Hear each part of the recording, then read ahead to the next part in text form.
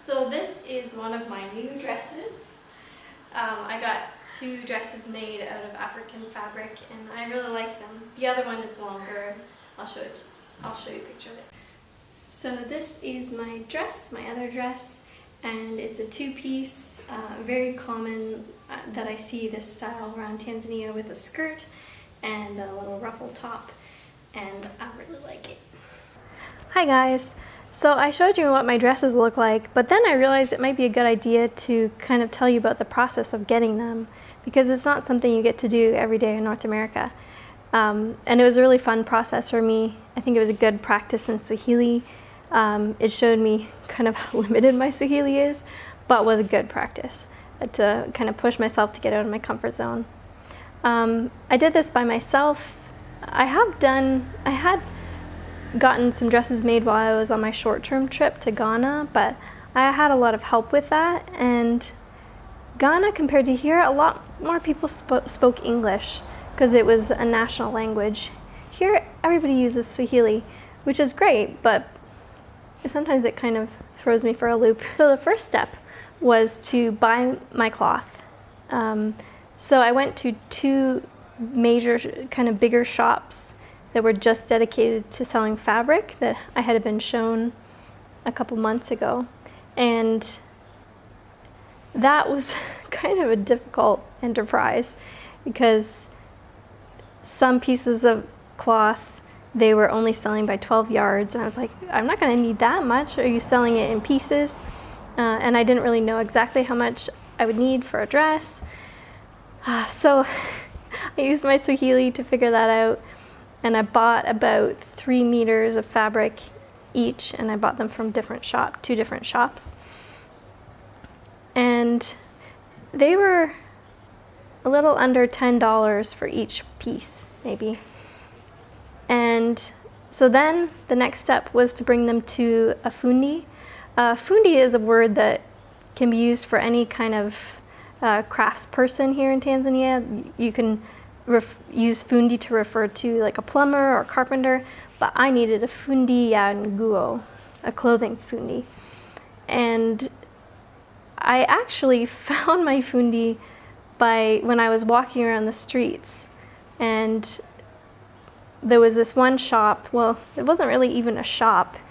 It was a little place with a dirt floor and kind of a stick wall that only came up to about your waist, and then a tin awning roof. And there's a bunch of dressmakers and sewing machines under it. And they were very kind and friendly there. They welcomed me in, and I sat down on the bench. There was 2 men there who I think were kind of the head fundis. They were in charge. And then there was some girls there as well who were maybe apprenticing with them, or they were kind of doing errands for the clothes makers and helping them with little things.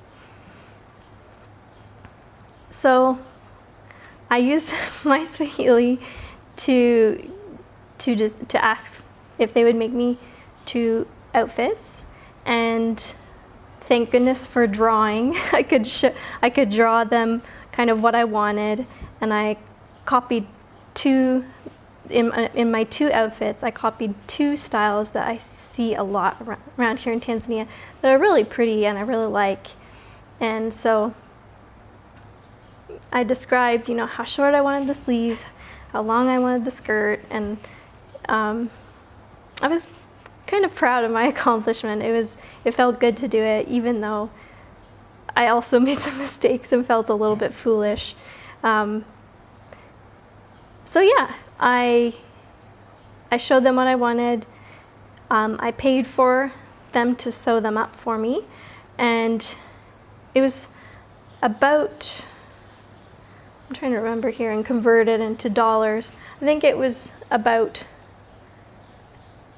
$20 for the both outfits, and I think that's kind of expensive. I completely forgot to barter when they named that price. They usually name, here in Tanzania, when you're buying something, they kind of name a high price and expect you to barter it down.